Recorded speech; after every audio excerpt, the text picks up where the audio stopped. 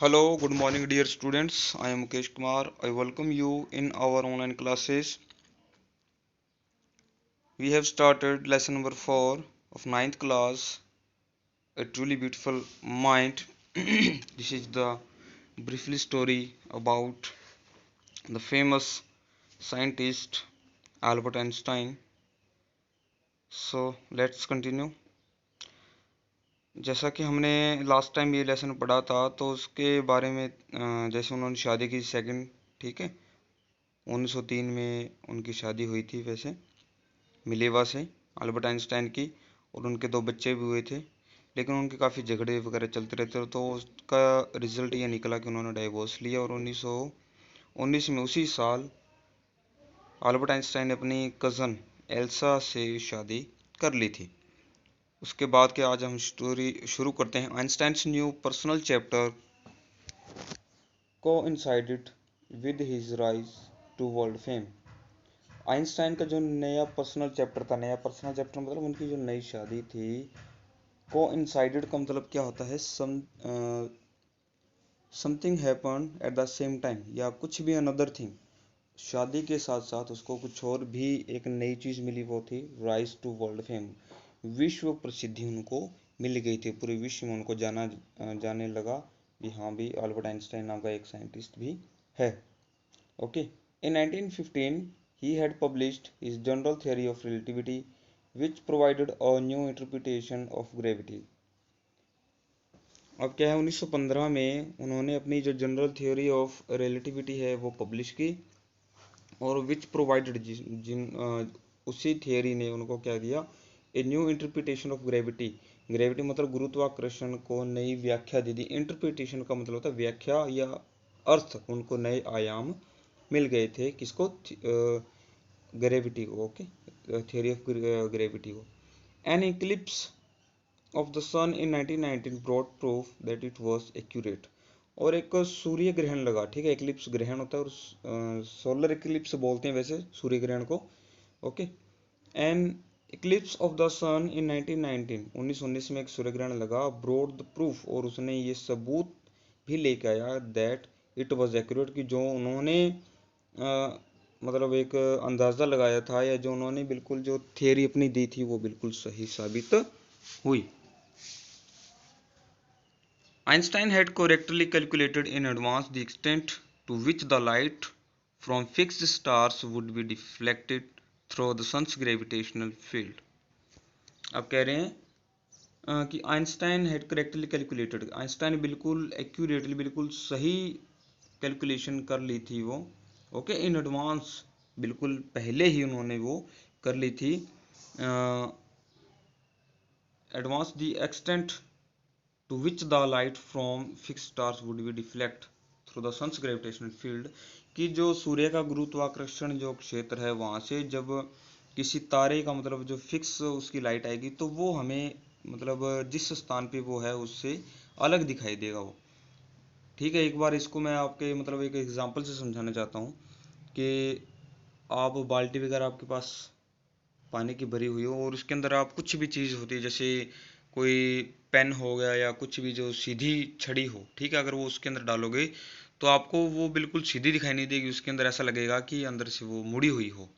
Okay, तो वही वो डिफ्लेक्ट होता है, वो जो रोशनी जो तारों से आती है वो डिफ्लेक्ट हुई हमें दिखाई देगी। एक बार दोबारा से लाइन कर लेते हैं कि आइंस्टाइन ने बिल्कुल एग्जैक्टली करेक्टली वो कैलकुलेटेड कर लिया था कि जो लाइट उस तारों में से आएगी वो डिफ्लेक्ट हो जाएगी, उसकी जो मतलब जो दिशा है वो अलग हो जाएगी।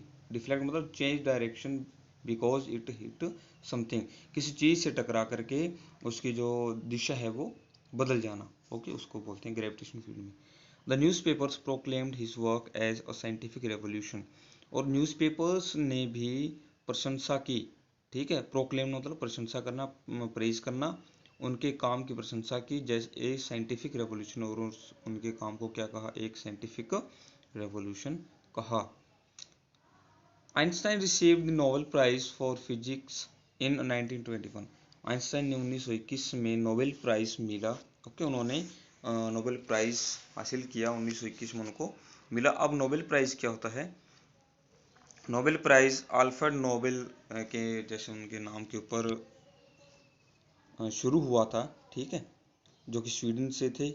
और ये शुरू हुआ था 1895 में शुरू हुआ था। 1901 में सबसे पहले दिया गया था। ये किनको दिया जाता है? जो आर्ट या साइंस या कुछ मतलब ऐसी फील्ड के अंदर जो बहुत महान काम करें, उनको ये प्राइज दिया जाता है। अल्बर्ट आइंस्टाइन को भी ये दिया गया था।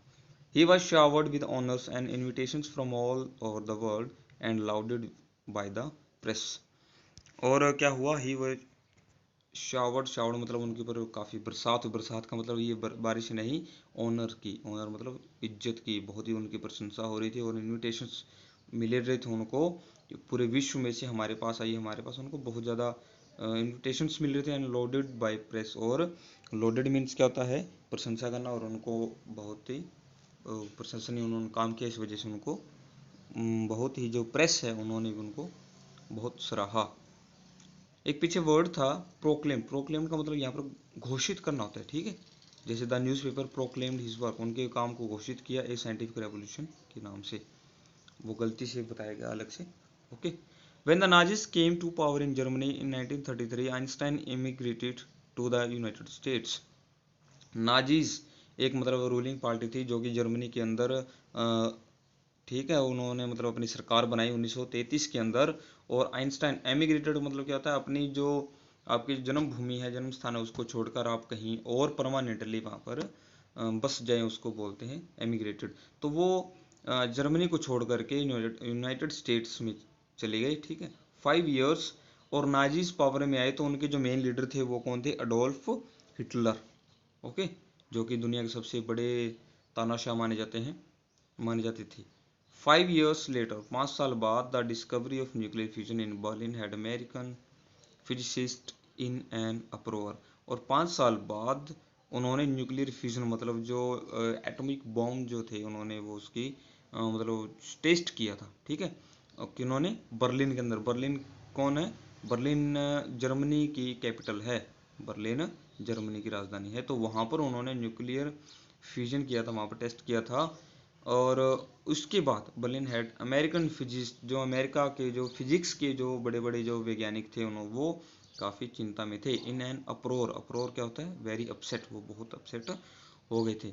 Many of them had fled from fascism. Many of them, उन फिजिसिस्ट में से बहुत से हैड फ्लेड, फ्लेड मतलब भागना, फ्रॉम फैसिज्म। फैसिज्म क्या है? डिक्टोरियल मतलब एक ऐसा वहाँ पर आंदोलन था, ठीक है। किसके खिलाफ था वो? उदारतावाद के खिलाफ, जैसे इंसानियत वगैरह जो काम उनके खिलाफ था, उदारतावाद के खिलाफ था। और ये चलाया किसने था? बेनिटो मुसोलिनी ने 20वीं शताब्दी के अंदर, ठीक है। और ये सबसे कहाँ? इटली में था। और वर्ल्ड वार 1 के दौरान ये इमर्ज हुआ था, मतलब शुरू हुआ था, ठीक है। तो उसकी वजह से कुछ एक वैज्ञानिक वहाँ से भागे हुए थे। और जस्ट एज आइंस्टाइन हैड, और जैसा कि आइंस्टाइन भी वहाँ से भागा, कहाँ से? जर्मनी से। किसकी वजह से? अडोल्फ हिटलर और नाजी जो सरकार बनी थी उसकी वजह से।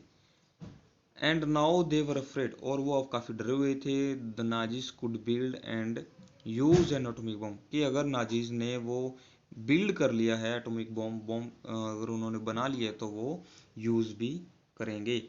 At the urging of colleague, colleague मतलब उनके जो साथ में कुछ कार्य करने वाले जो दोस्त हैं, उनके रिक्वेस्ट के बाद Einstein wrote a letter to the American president Franklin D Roosevelt on August 2, 1939, in which he warned a single bomb of this type exploded in a pot might very well destroy the whole part together with same the surrounding territory। और अपने colleagues की request करने पर Einstein ने पत्र लिखा किनको? American president को, ओके, उनके राष्ट्रपति को लिखा। उनका नाम था उस समय के फ्रैंकलिन डी रूजवेल्ट। कब? 2 अगस्त 1939 में, जिसके अंदर उन्होंने उनको वार्न किया a single bomb of this type, की इस तरह का एक single bomb exploded on port. Exploded मतलब किसी के ऊपर विस्फोट किया, अगर फोड़ा गया हो, या इस तरीके का बॉम्ब किसी पोर्ट के ऊपर, पोर्ट मतलब किसी बंदरगाह के ऊपर फोड़ा गया हो, might very well destroy the whole part, की पूरे पूरे पार्ट को अच्छी तरीके से डिस्ट्रॉय कर देगा। Together with the same of the surrounding territory, और उसके साथ साथ जो आसपास के जो क्षेत्र हैं उनको भी खत्म कर देगा ये। His words did not fail to have an effect, मतलब उनके जो शब्द हैं इतने उनका मतलब कुछ ना कुछ असर जरूर हुआ, ठीक है। The American developed the atomic bomb in secret project on of their own, तो अमेरिका ने एटॉमिक बॉम्ब मतलब अपने सीक्रेटली एक एटॉमिक बॉम्ब डेवलप कर लिया, ठीक है। सीक्रेट प्रोजेक्ट था उनका, वो उन्होंने अपना स्वयं का एक एटॉमिक बॉम्ब जो है वो तैयार कर लिया था, मतलब एक न्यूक्लियर बॉम्ब तैयार कर लिया था। And dropped it on the Japanese cities of Hiroshima and Nagasaki in August 1945। और अगर आपको याद है तो ये सेकेंड वर्ल्ड वॉर की बात कर रहे हैं, जो कि 1939 से 1945 के बीच चला था। और उसी दौरान अमेरिका ने हिरोशिमा और नागासाकी, जो कि दो शहर हैं जापान के, वहाँ पर ये एटॉमिक बॉम्ब जो ब्लास्ट किए थे, जिनका बहुत ज़्यादा नुकसान उनको झेलना पड़ा था। और आज भी अगर आप देखते हो तो उसका असर दिखाई देता है। न्यूक्लियर बॉम्ब का मतलब ये नहीं है कि आपने फेंक दिया और वो विनाश हो गया, बस वही ख़त्म नहीं है, वो आगे आने वाली बहुत सी पीढ़ियों तक नुकसान करता है। और आगे की बातें हम बाद में करेंगे, कल करेंगे। Okay, thank you, have a nice day. इतना का आप लोग पढ़ लीजिए। और आप लोगों ने एक भी फ़ोटो नहीं भेजी बच्चों ने काम करके, अगर वो काम कर लिया तो जल्दी से भेजो, ठीक है। Thank you.